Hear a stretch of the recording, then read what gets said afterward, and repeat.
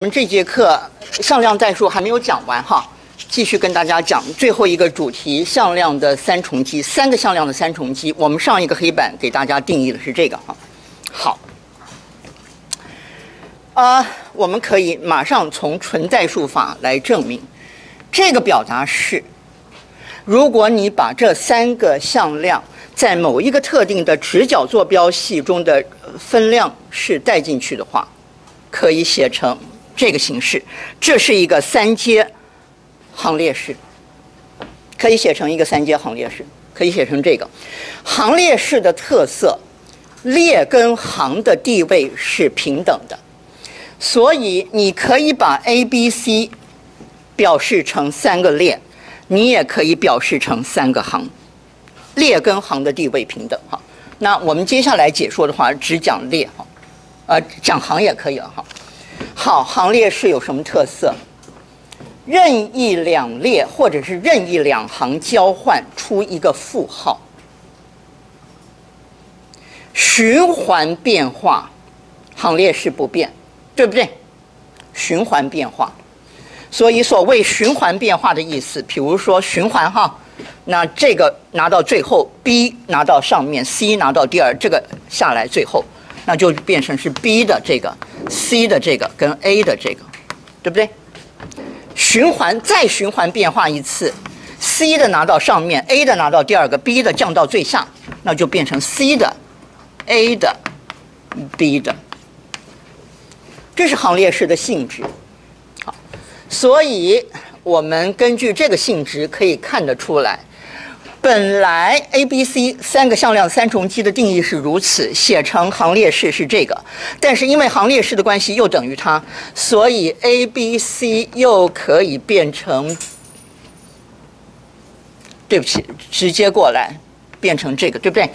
因为如果循环一次循环变成这个的话，这个根据原来的定义的表达式，这个不就是它吗？是不是？然后再循环一次，得到这个表达式行列式，这个行列式的意思不就是它吗？是不是？所以我们因此利用纯代数法，根据这个表达式可以写成三阶行列式，利用行列式的性质，马上可以证明有这个等式跟这个等式，对不对？然后我们可以直接或者是直接利用向量外积的性质，两个向量取外积，颠倒顺序出一个负号，直接利用这个性质，颠倒顺序出一个负号，或者是利用行列式，颠倒顺序 B 跟 C 这两列颠倒也出一个负号。好，有这个负号，有了这个负号以后，这个负号先暂时别管，只看它，那不就是 A、C、B 三个向量的三重积吗？再来玩循环的游戏吗？因此可以搞出来这个等式跟这个等式，可以玩出来很多游戏，很多等式哈。那这个各位可以从行列式的这个循环排列，你们自己慢慢去玩啊。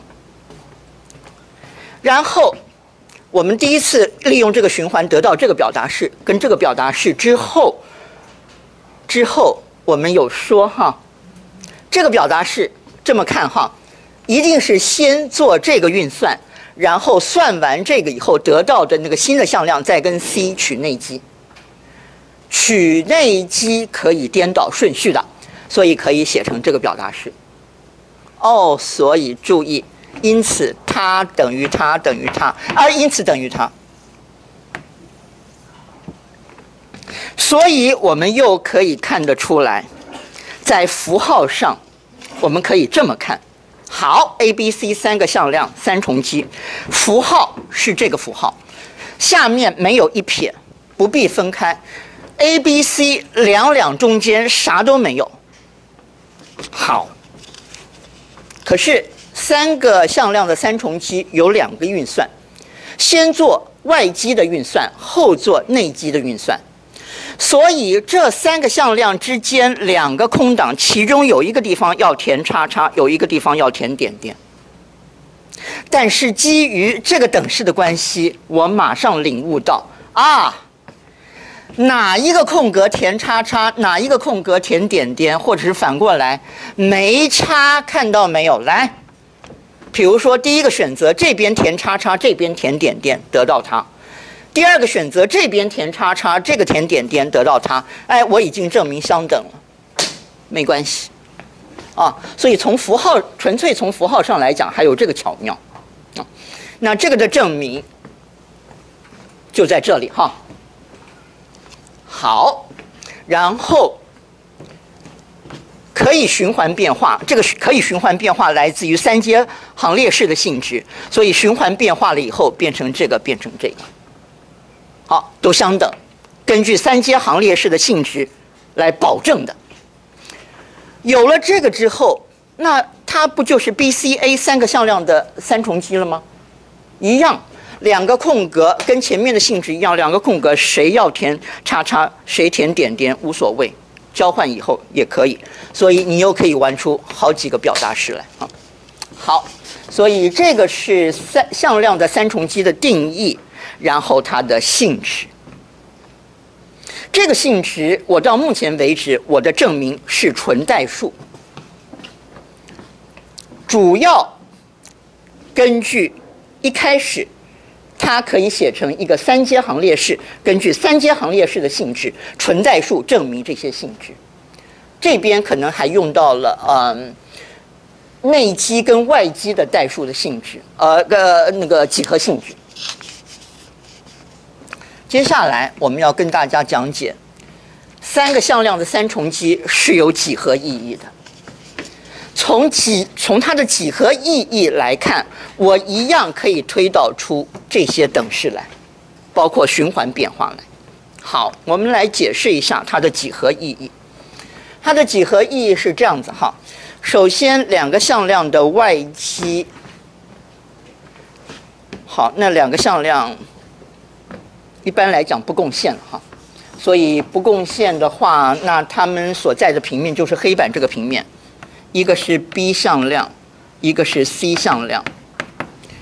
B 跟 C 的外基是一个新的向量，它的方向跟 BC 都垂直，可是它的长度呢，是 B 的长度乘上 C 的长度，再乘上夹角的 sin， 对不对？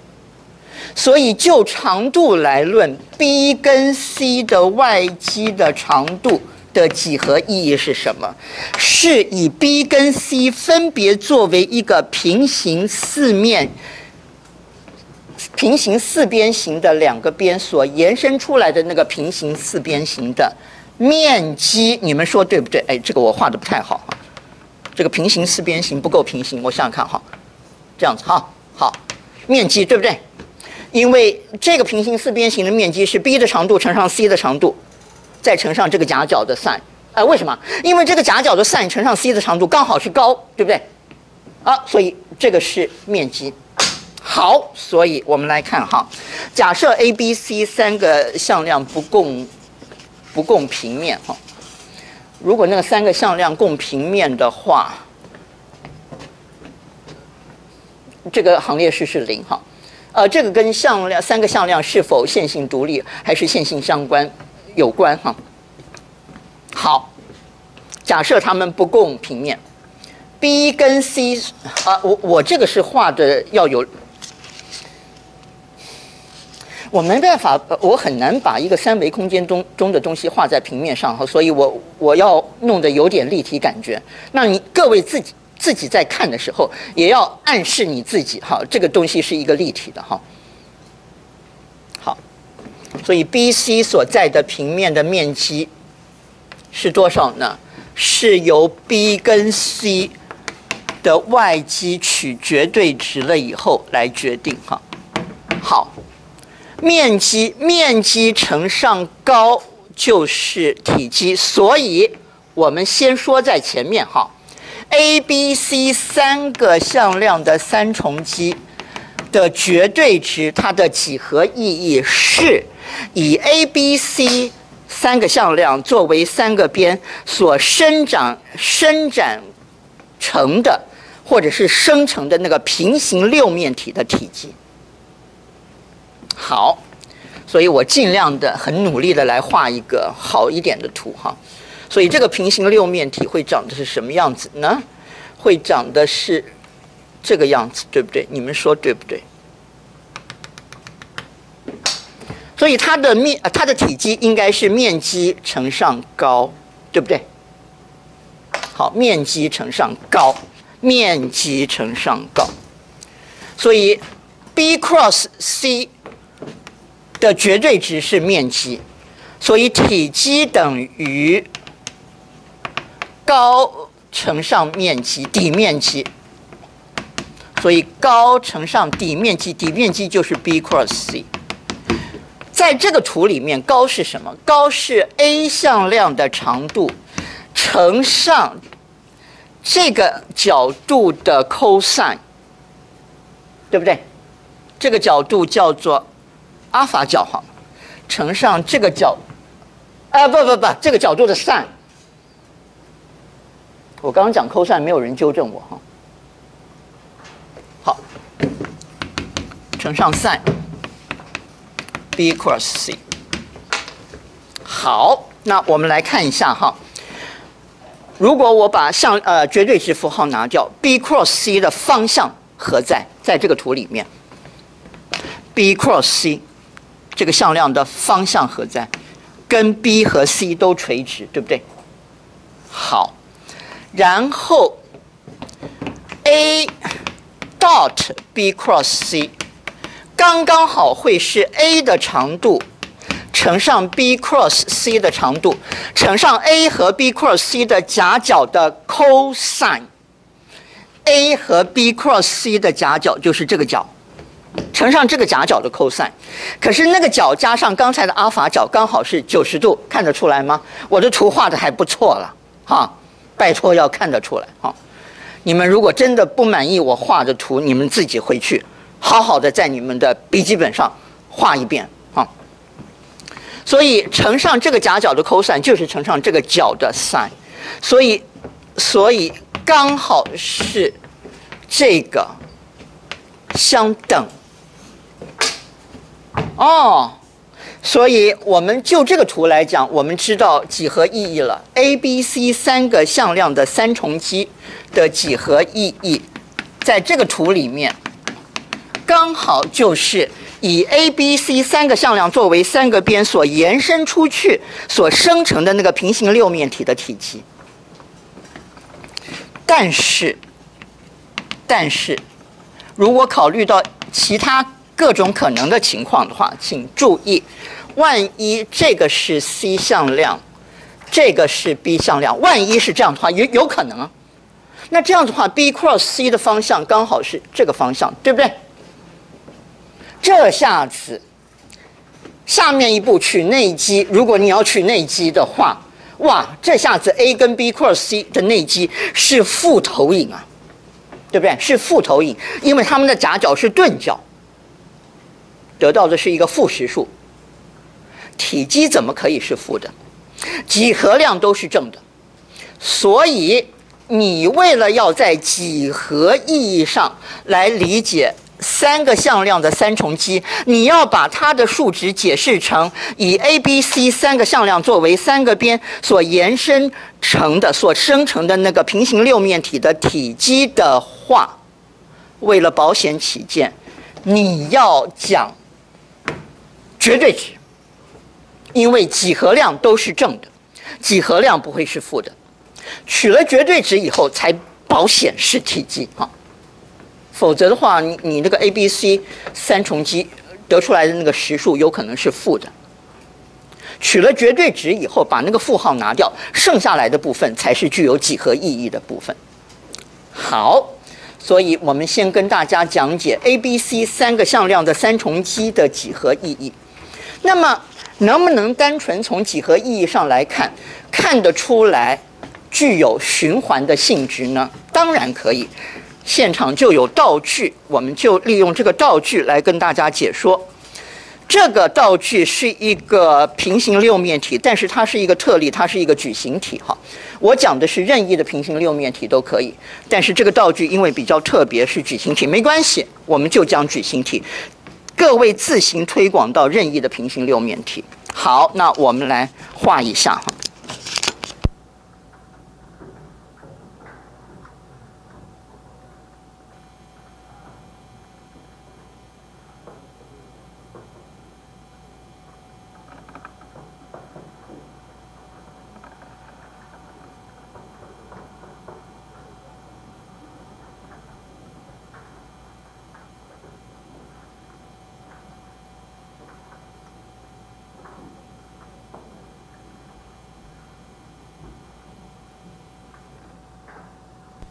好，我现在规定3个向量哈。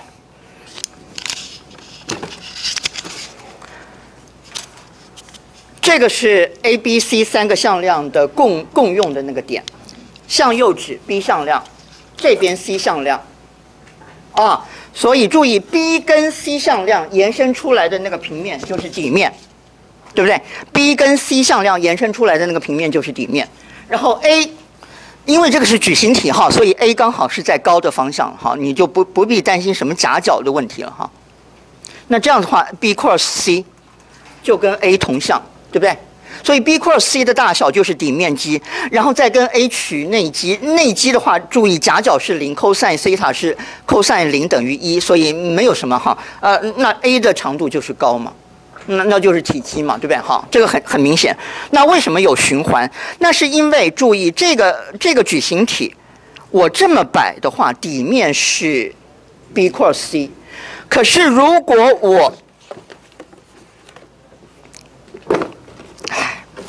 我这么摆的话，来，底面变成 B cross A， 高变成 C。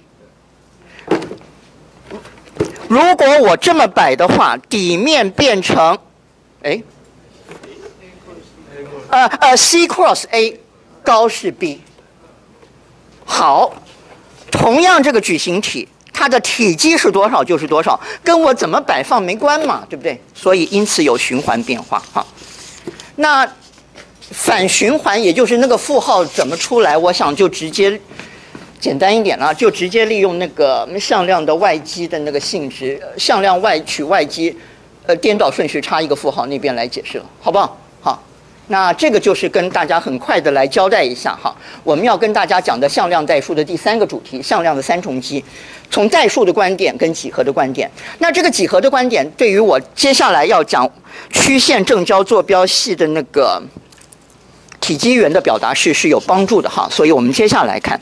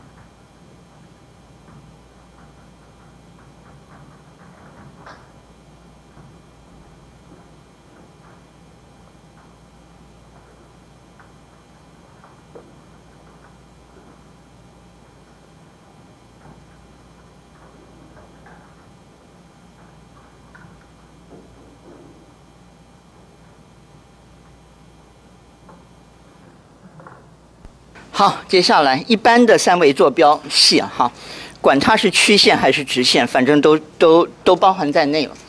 好，三维，我们再次强调，空间的维数是3，表示真正的自由度是3。所以你要描述三维空间中的任何一个点的话，你需要给3个实数。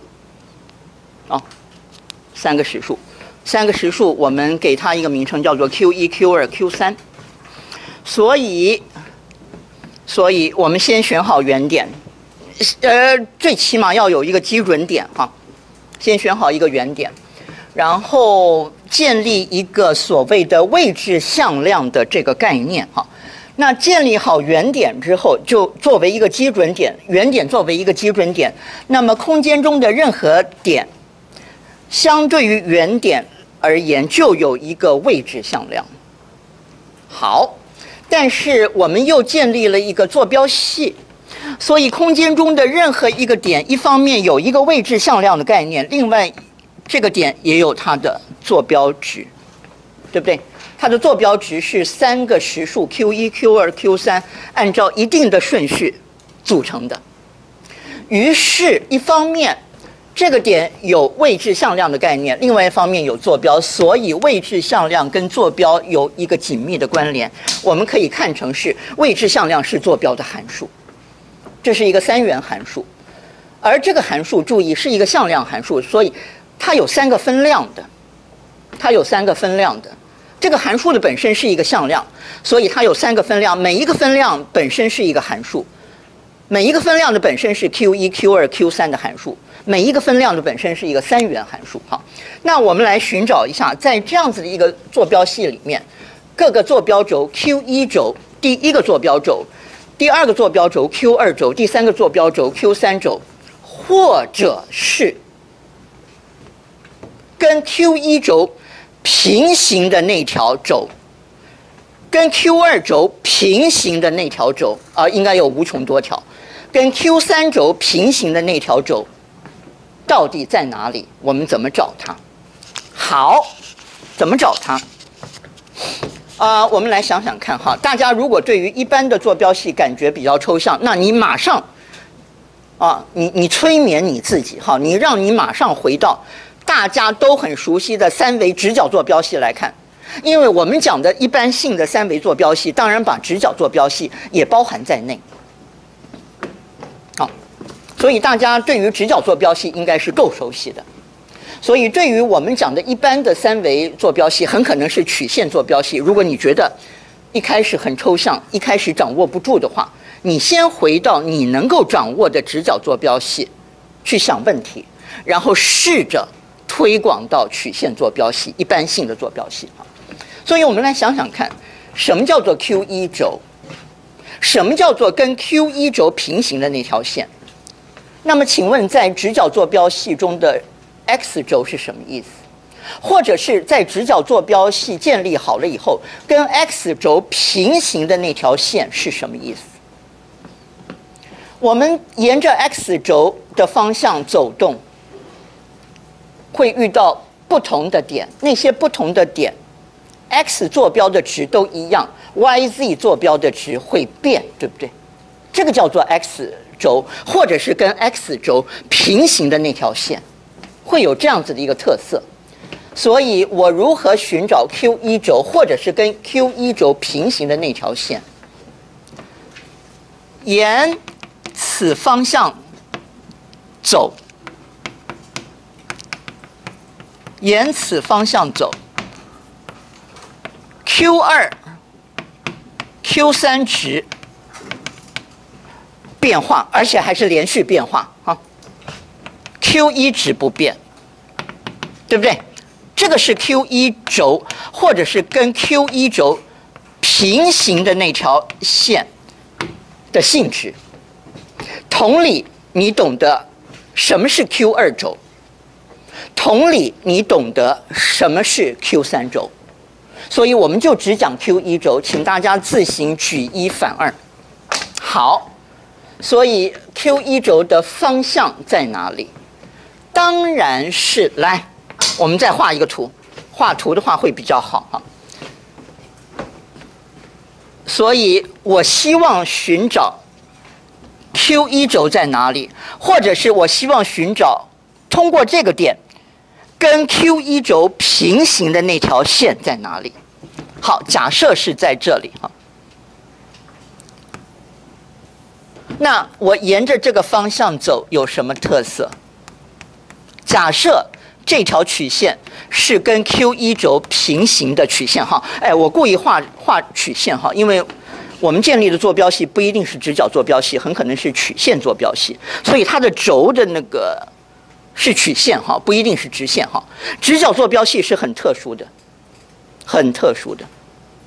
好，假设这个是跟 Q1 轴平行的那条线，请问我沿着它走有什么特色？ Q1 值不变 ，Q2、Q3 值不变，对不对？所以这些不同的位置向量，一个又一个的位置向量所对应的 Q1、Q2、Q3 值 ，Q1 值都一样 ，Q2 值、Q3 值在改变，对不对？哦，是这个意思，是不是？哎，等等，我在讲什么？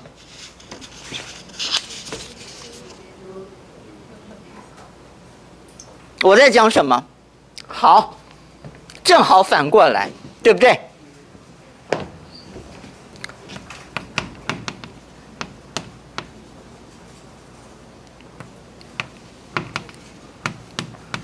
对不对？正好反过来哈，所以我有点昏头了，是不是？大家如果不确定的话，我们就回到直角坐标系嘛。你沿着 x 轴走，你看到什么？YZ 值都不变 ，x 值在变嘛。你沿着跟 x 轴平行的那条线走 ，x 值也在变 ，YZ 轴也不变哈。所以我刚才自己也昏头了，你们怎么没有纠正我的错误？没关系了，好，现在纠正过来了。所以假设这一条曲线是通过这个点跟 Q1 轴平行的那条曲线，则这个线上的每一个点所建立的位置向量所对应的 Q1、Q2、Q3 值有什么特色 ？Q2 值、Q3 值完全一样 ，Q1 值不同。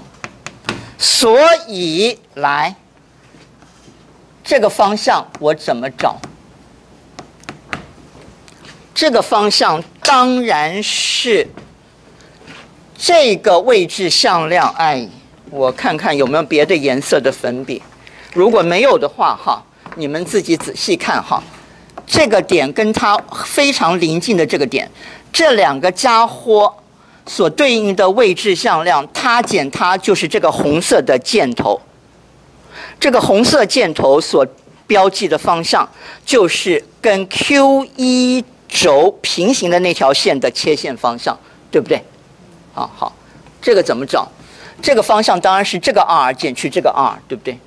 好，所以我姑且叫做 delta 2好了哈。那个红色的那个箭头叫做 delta 2，是右边的减左边的。那右边的那个点所对应的坐标跟左边的那个点所对应的坐标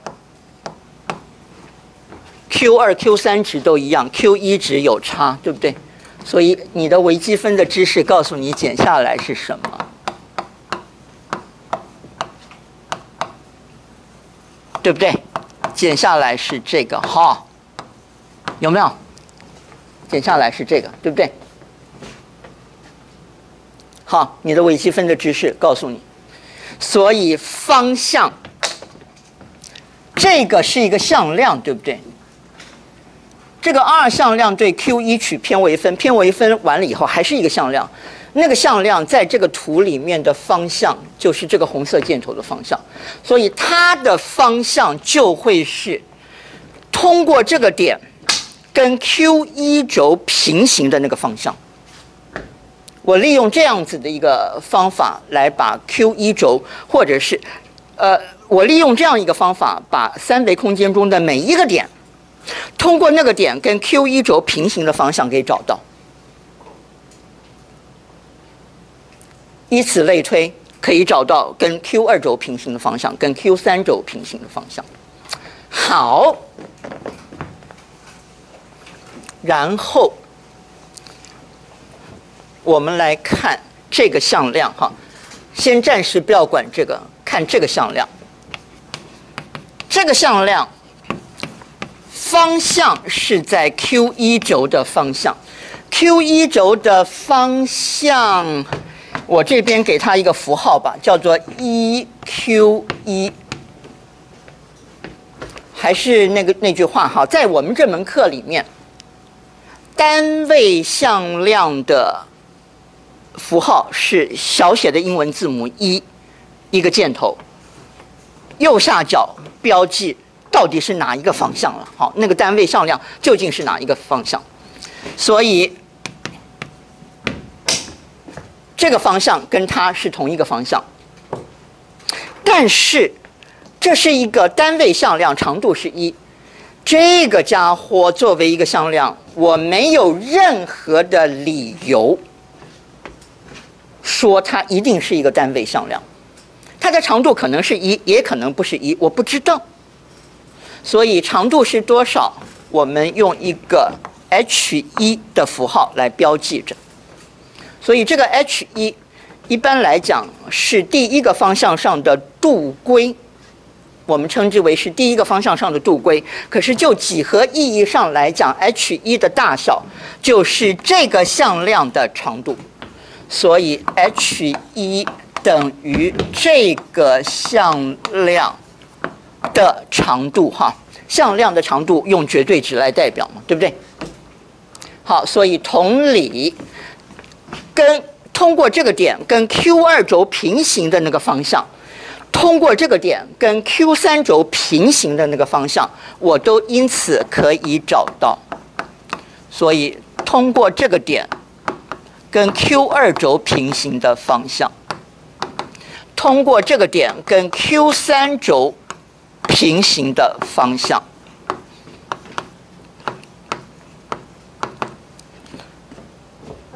好，方向用单位向量来标记。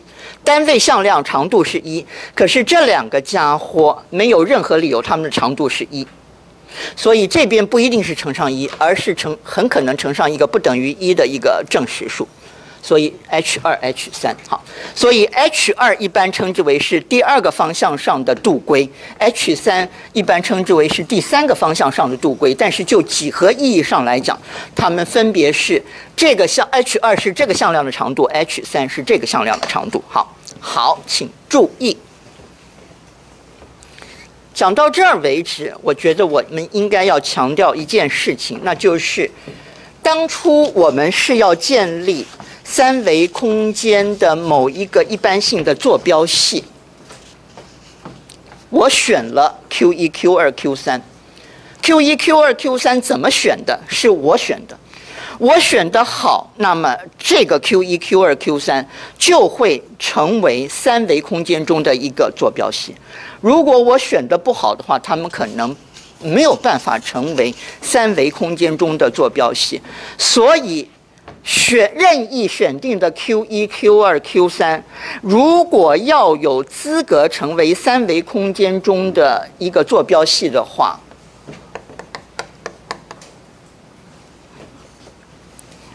必须要符合下面的这个条件，而这个条件是 Q1、Q2、Q3 能够作为三维空间坐标系的充要条件哈。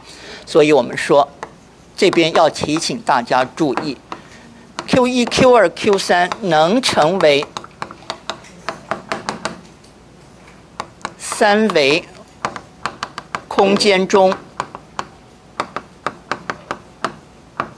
之坐标系的充要条件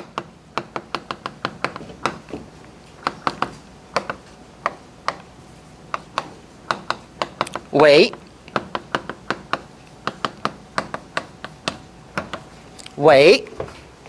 这我说充要条件为这个向量第一个，这个向量第二个，这个向量第三个，这三个向量在三维空间中的任何一个点哈，请注意，我画图的时候我是画这个点，可是这个点可以是三维空间中的任何一个点，啊，这一点请大家注意。我选定的这个 Q1、Q2、Q3能够作为三维空间中的坐标系的充要条件为这3个向量在空间中的任何一个点上，任意点上，均为线性独立。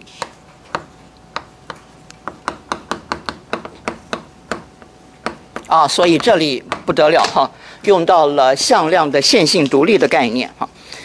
所以向量的线性独立的概念，不但是在数学中非常重要的概念，在物理学的应用中也是非常重要的。我们这里就遇到了哈。这里不好意思啊，这里还没有真正谈到物理，我们是在讲数学工具了哈。所以我们这里好像还没有看到向量的线性独立在物理学中的重要性哈，抱歉，以后会看到的哈。所以这里仍然是强调向量的线性独立在数学中的重要性。比如说，我们要建立一个合法的、一个正确的三维空间中的坐标系的话，要有那个条件才行。好，这个为什么？请大家回去好好的想想看哈。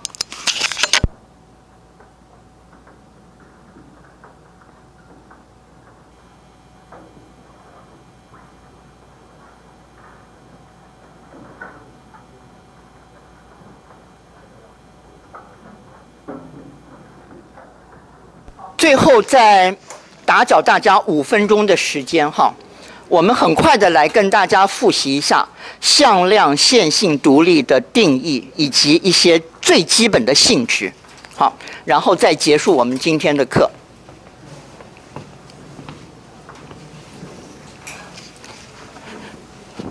我们这里在讲解 Q1、Q2、Q3。能够成为三维空间中的坐标系的充要条件的时候，我们是用到了3个向量的线性独立。但是向量的线性独立不一定要3个，我们可以讲任意若干个向量的线性独立哈。比如说有 n 个向量的线性独立 ，A1 到 A 大 n 个向量的线性独立的定义。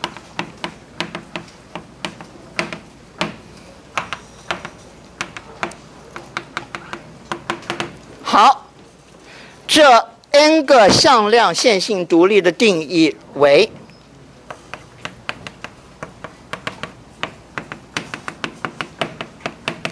因为是定义哈，所以在逻辑上应该是弱且为弱，弱且为弱 ，C1 是一个数字乘上 A1 加上 C2 是一个数字乘上 A2， 一直加到 Cn 乘上 An 是一个数字等于0。这个式子之唯一解，注意唯一2个字哈，一定要有。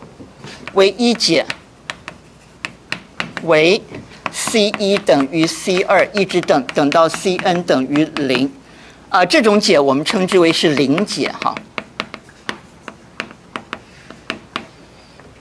则称 A1 到 An 为线性独立，这个是向量 n 个向量的线性独立的定义。注意这个 n 不一定要是3，可以是2，可以是4，可以是5，可以是6哈，因为我们可以谈很抽象的一个空间，不是我们肉眼可以看到的这个具体的3维空间，很抽象的一个低维空间 n 维空间。这个这个 n 数目字可以很大的，大到等于亚佛加决常数。好，所以这个 n 不一定是3，这个 n 可以是2，可以是4，可以是很大。这个 n 也可以是1。一个向量是不是线性独立？可以定义哈。好。所以这个是 n 个向量线性独立的定义。所以注意，有了线性独立的定义之后，不是线性独立，那就是线性相关。所以根据线性独立的定义，什么是 n 个向量线性相关呢？那就是这 n 个向量如果是线性相关的话，那若且为若，这个式子的这个解不是唯一解。这 n 个向量线性相关的意思是，这个式子的这个临解不是唯一解，这个叫做线性相关。所以大家注意哈，这个定义里面最关键的词是唯一哈。这个唯一一拿掉的话，这个定义就错掉了。为什么要有唯一？仔细看，这个式子，我管你线性独立还是非线性独立，还是怎么样，这个式子一定有临解，对不对？这个式子等于零，临解一定存在，在任何情况下一定存在。所以真正关键是在于这个式子成立的时候，临解是不是唯一解，那个才是关键啊。